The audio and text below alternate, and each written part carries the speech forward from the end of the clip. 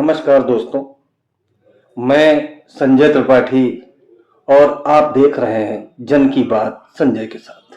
आज हम बात कर रहे हैं पुलिस के भ्रष्टाचार की।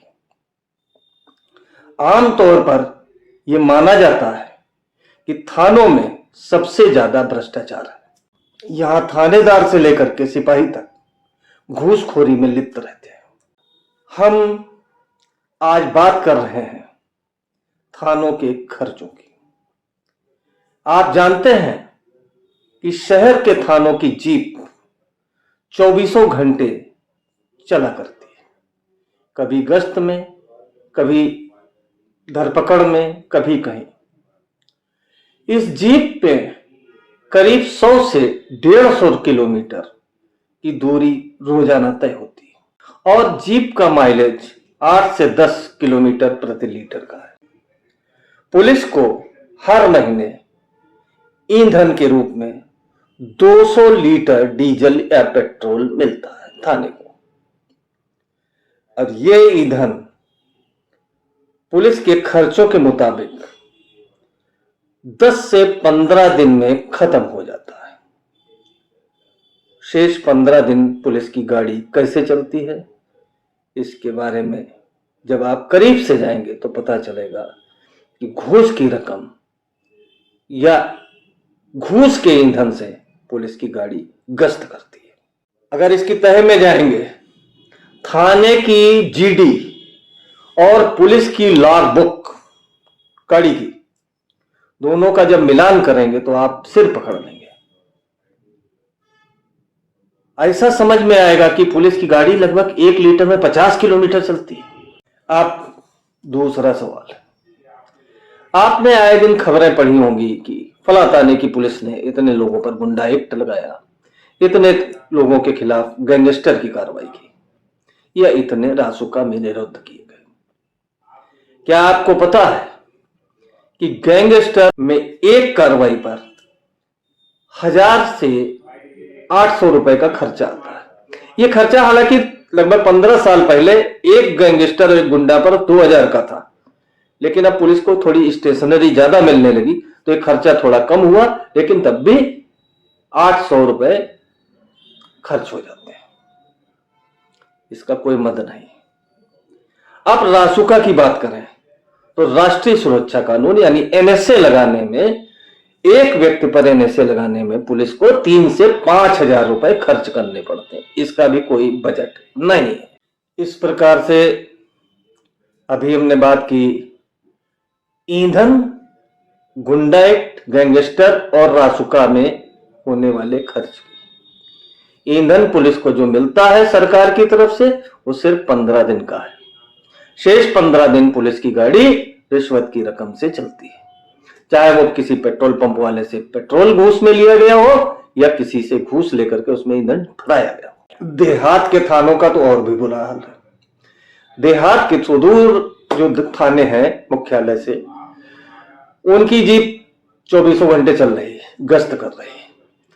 महीने में एक बार क्राइम मीटिंग में थानेदार को आना पड़ता है, मुख्यालय तक उसका सफर तय होता है जीप का, वो अलग की बात है। इसके अलावा छोटे अधिकारियों, चाहे वो सर्किल अफसर हो या अन्य कोई अधिकारी, उसके लिए पुलिस को, थानेदार को आवागमन में ईंधन जो खर्च होता है वो खुद व्यवस्था करनी पड़ती है, क्योंकि देहात में जो पुलिस को ईंधन मिलता है 200 लीटर, वो हफ्ते भर ज्यादा से ज्यादा 10 दिन ही के लिए ही काफी होता है। तीसरा एक बड़ा खर्चा वो है सीए यानी काउंटर एफिडेविट। पुलिस की जो प्रक्रिया है उसमें एक थाने से हर महीने कम से कम 5 काउंटर एफिडेविट यानी कि प्रति शपथ पत्र हाई कोर्ट में पुलिस को दाखिल करने पड़ते हैं। बड़े थानों में यह संख्या 10 तक पहुंच जाती है। एक एफसीए काउंटर एफिडेविट दाखिल करने में कम से कम 5,000 रुपए का खर्चा आता है। आवागमन छोड़ दीजिए, किसको क्या लेन देन करना होता है ये पुलिस वाला ही, दरोगा ही बता सकता है। 5,000 रुपए एक सीए पर खर्चा आता है, इसका कोई बजट नहीं है, सब नंबर 2 का काम है। अब इस प्रकार से आप देख लीजिए, एक थाने से अगर महीने में 5 सीए दाखिल किए गए तो 25,000 रुपये, और 10 दाखिल हुए तो 50,000 रुपये। 50,000 रुपये थानेदार को खर्च करने हैं काउंटर एफिडेविट में। इसमें लिखा पढ़ी, घूसखोरी सब शामिल है। चौथा एक बड़ा मुद्दा है बेगारी। बेगारी ये है कि कोई अधिकारी, नेता फोन करता है कि तुम्हारे क्षेत्र में फला दुकान है, उसमें ये सामान बढ़िया मिलता है, इसको भिजवा दीजिए। थानेदार वो सामान भेजता है। जिन थाना क्षेत्रों में मिठाई की बढ़िया दुकानें हैं, आप स्वयं वहां के इलाके में जा करके पता कर सकते हैं कि पुलिस कितनी मिठाई खरीदती है। लाखों तक हिसाब पहुंच जाता है दिवाली में या अन्य त्योहार पर। आओ भगत पर भी बड़ा मोटा खर्च होता है। अधिकारी, नेता, पत्रकार या अन्य संभ्रांत व्यक्ति लगभग रोजाना थाने में आवागमन करते हैं। उनके आने पर उन्हें चाय पिलाना, नाश्ता कराना, बड़ा अधिकारी आ गया तो ड्राई फ्रूट या अन्य व्यवस्था करनी है। इसमें पुलिस का एक मोटी रकम खर्च होती है। इस प्रकार थाने में करीब 1 लाख रुपए के आसपास ऐसा खर्च होता है जिसका कोई हिसाब नहीं। अब अगला सवाल, पुलिस को आए दिन दबिश के लिए विभिन्न मामलों में अपने थाना क्षेत्र या जनपद के बाहर भी दबिश देनी पड़ती है। उसमें पुलिस के पास कोई ऐसा वाहन नहीं है, ना कोई सुविधा उपलब्ध है कि वो सरकारी वाहन ले जा करके वहां दबिश दे। थानेदार के आदेश पर चौकी इंचार्ज द्वारा इलाके में संचालित टैक्सी पकड़ी जाती है और दबिश दी जाती है। आए दिन ऐसा सुनने मिलता है कि पीड़ित को ही दबाव बनाया गया कि आप गाड़ी की व्यवस्था करिए तब हम दबिश देंगे। ये एक अहम मुद्दा है। पुलिस के पास गैर जिले में दबिश देने के लिए कोई व्यवस्था नहीं होती। विशेष परिस्थितियों में ही अधिकारी उसको वाहन उपलब्ध कराते हैं। जिन थाना क्षेत्रों में बढ़िया सिनेमा घर या मल्टीप्लेक्स हैं, वहां के थानेदार पर एक और जिम्मा है सिनेमा दिखवाने का। अधिकारी, पत्रकार या अन्य लोग, नेता, फोन आता है कि फला सिनेमा बढ़िया लगा, उसकी व्यवस्था करा दीजिए।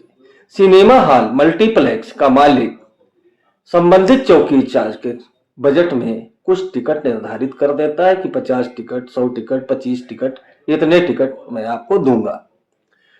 उन टिकटों से ज्यादा डिमांड होती है जब, तो पुलिस को ये टिकट भी खरीद करके देने पड़ते हैं। अब एक अहम बात है किराया और पगड़ी की।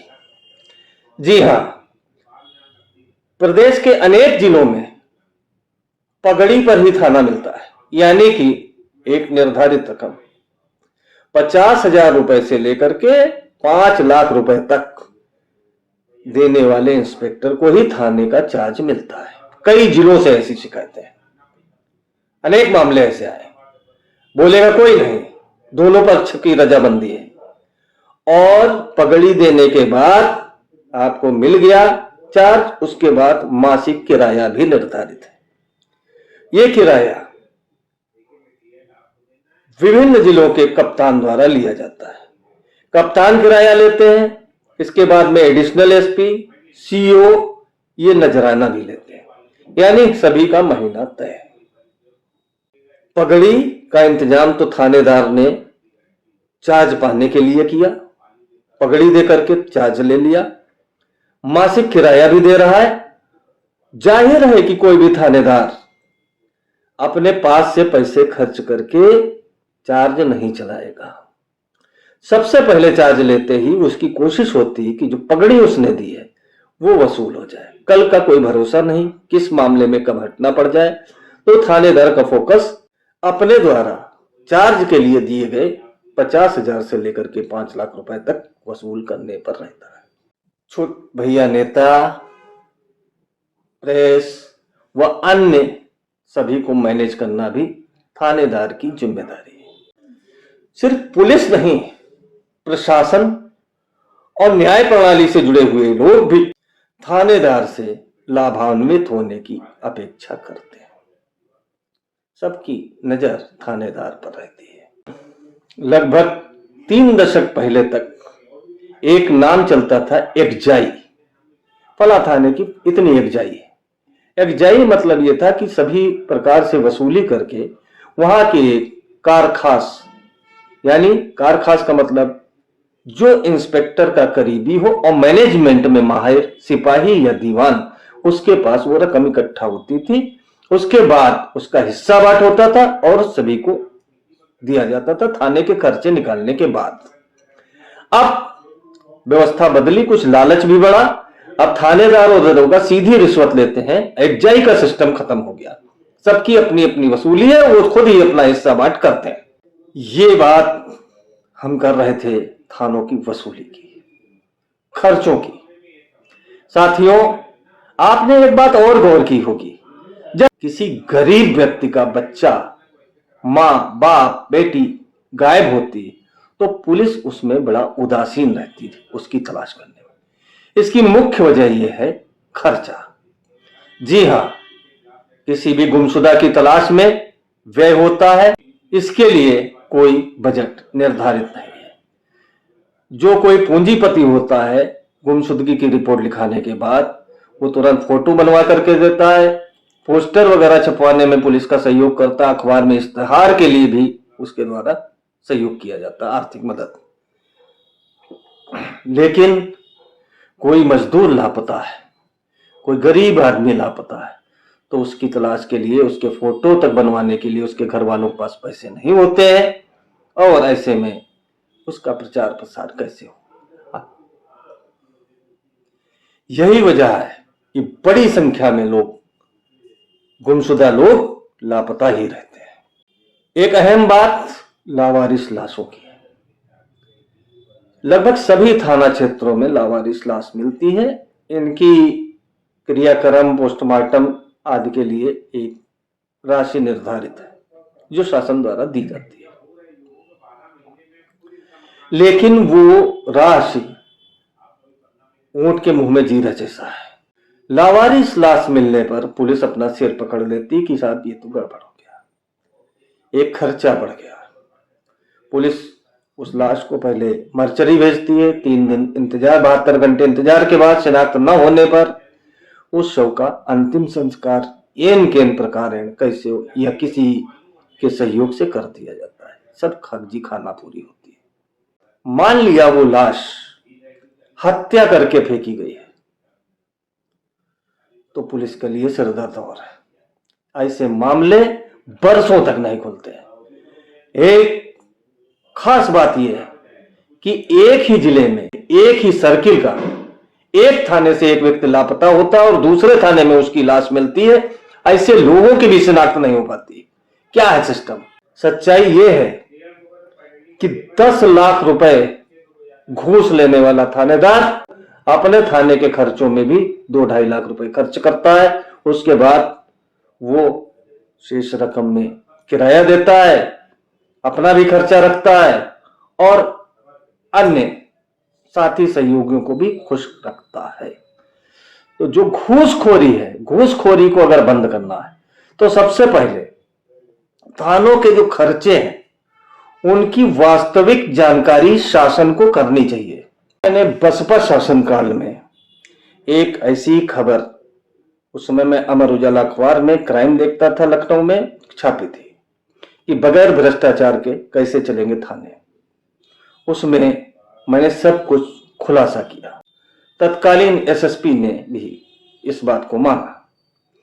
दोस्तों, उस खबर को शासन ने बड़ी गंभीरता से लिया और सबसे ज्यादा खर्चा स्टेशनरी पर, जो रासुका, गैंगस्टर और गुंडा एक्ट आदि लगाने पर होता था, पुलिस ने स्टेशनरी पुलिस को उपलब्ध कराई गई। इसी वजह से जो 3000 रुपए गुंडा गैंगस्टर पर खर्च होते थे, वो अब घट करके रकम 1800 पर आ गई है। लेकिन कोई पुलिस वाला, कोई थानेदार, कोई दरोगा ये खुल करके नहीं कह पाएगा कि जब वो एनएसए बनवाने जाता है तो अभियोजन में उसके साथ क्या होता है, उसे कितना खर्चा करना पड़ता है। इसी प्रकार जब वो काउंटर एफिडेविट दाखिल करता है हाई कोर्ट में, तो उसके लिए क्या व्यवस्था है।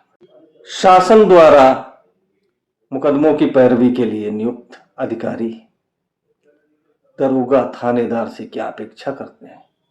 थानेदार एक दुधारू गाय है जिससे हर कोई अपेक्षा किए हुए है कि उसकी ख्वाहिश वो पूरी करेगा। इन ख्वाहिशों को पूरी करना उसकी मजबूरी है, क्योंकि उसे थाना चलाना है, उसे भी लालच है 4 पैसे कमाने का। साथियों, इसका असर किस पर पड़ता है? सामान्य जनता पर। उससे लूट होती है, उसकी खसोट होती है, उसकी सुनवाई नहीं होती। जो थाने का भ्रष्टाचार है उसे जड़ से मिटाना है तो पुलिस के खर्चों की एक सूची बने और निष्पक्ष बने। जिन जिलों में कम पुलिस कमिश्नरेट नहीं है, सामान्य पुलिसिंग चल रही है, वहां एसडीएम एक थानेदार से क्या चाहते हैं? गैंगस्टर और शस्त्र अधिनियम के तहत कार्रवाई करने में उसे क्या खर्च करना पड़ता है? कई मामलों में अपराध पर नियंत्रण पाने के लिए थानेदार खुद तमंचे खरीदता भी है, चाकू भी खरीदे जाते हैं थानों के इन खर्चों के चलते। आप गौर करिए, इस व्यस्तता के दौर में कोई क्राइम में गौर नहीं कर पा रहा है। इधर इस बीच में रासुका, गैंगस्टर और गुंडा एक्ट की कार्रवाई में कितनी कमी आई है, शस्त्र अधिनियम में गिरफ्तारियों में कमी आई है। अब जहां पुलिस कमिश्नरेट है वहां लोगों को 151 में यानी शांति भंग करने के आरोप में गिरफ्तार किया जाता है, बाकायदा तोड़ होता है, और जब डीलिंग नहीं हो पाती तो उस व्यक्ति को 14 दिन के लिए जेल भेज दिया जाता है। जिन लोगों से डीलिंग बाकायदा वसूली होती है उनकी संबंधित पुलिस अधिकारी की कोर्ट से रिहाई हो जाती है या 2-3 दिन के लिए ही जेल भेजा जाता है। 14 दिन के लिए जेल भेजना उसका भी एक अलग घोटाला है। पुलिस कमिश्नरेट में ऐसा ही चल रहा है। जब तक लखनऊ राजधानी में पुलिस कमिश्नरेट नहीं थी तब तक शांति भंग के आरोप में गिरफ्तार व्यक्ति को पुलिस एसडीएम के यहां ले जाती थी और संबंधित मजिस्ट्रेट उसे शाम को जमानत में रिहा कर देता था। बहुत कम बिरले मामले ऐसे होते थे कि शांति भंग के आरोप में गिरफ्तार व्यक्ति को जेल भेजा गया, जबकि अब वसूली का खेल है और ये धंधा चल निकला है। सीधी सी बात है, ये थाने नहीं, ये व्यावसायिक प्रतिष्ठान बन गए हैं। लागत लगानी है, मुनाफा कमाना है। जो थानेदार पगड़ी दे करके गया है और महीने में किराया दे रहा है वो सबसे पहले अपनी लागत निकालता है। लागत निकालने के बाद वो और कमाई करने की सोचता है, क्योंकि उसको इससे बढ़िया थाने की पगड़ी देनी है, और इसके बाद वो अपने घर की जरूरतें व शौक पूरे करने के लिए जमकर वसूली करता है। इस वसूली में अनेक लोग हिस्सेदार हैं, कोई भी व्यक्ति अछूता नहीं, चाहे ऊपर के पुलिस के अधिकारी हो, प्रशासन के अधिकारी हो, नेता हो या मीडिया कर्मी हो। तो दोस्तों, पुलिस का भ्रष्टाचार खत्म करने के लिए हवाई आदेश नहीं चलेंगे। आप कहते रहिए खत्म हो गया, हम सुनते रहेंगे, लेकिन होगा नहीं। अगर शासन को पुलिस का भ्रष्टाचार खत्म करना है तो उसके लिए ठोस कदम, पहले उसका दर्द सुनना पड़ेगा कि आखिर वो घूस के पैसे कहां जा रहे हैं। ये बात सही है कि 2 लाख रुपए की वसूली थाने में खर्च होती तो 8 लाख की वसूली थानेदार व अन्य पुलिसकर्मी अपने लिए करते हैं। मुझे वो दिन भी याद है जब थाने से आदमी कागज के लिए दौड़ा दिया जाता था कि स्टेशनरी नहीं। आज वो चीज खत्म हो गई। अब जो खर्चे हैं वो पूरे करना शासन की दायित्व है। सरकार को चाहिए कि खर्चे पूरे करें। थाने की जीडी और लॉग बुक गाड़ी का, इनका बाकायदा ऑडिट होना चाहिए। ये कैसे संभव है कि दिन रात दौड़ने वाली गाड़ी सिर्फ 200 लीटर डीजल में या पेट्रोल में दौड़ रही है? कितना माइलेज है? 50 से भी ऊपर का माइलेज दिखा देते हैं। जिस दिन लॉग बुक और जीडी का मिलान हो गया उस दिन वास्तविकता सामने आ जाती है। थानेदार अपनी जेब से नहीं देता है, उसके लिए वो इंतजाम जरूर करता है। भ्रष्टाचार को रोकना है तो उसके लिए खाली नारे नहीं, ठोस कदम उठाने पड़ेंगे। धन्यवाद दोस्तों। अगली खबर के साथ मैं जल्द आपके सामने फिर उपस्थित होऊंगा। तब तक के लिए नमस्कार।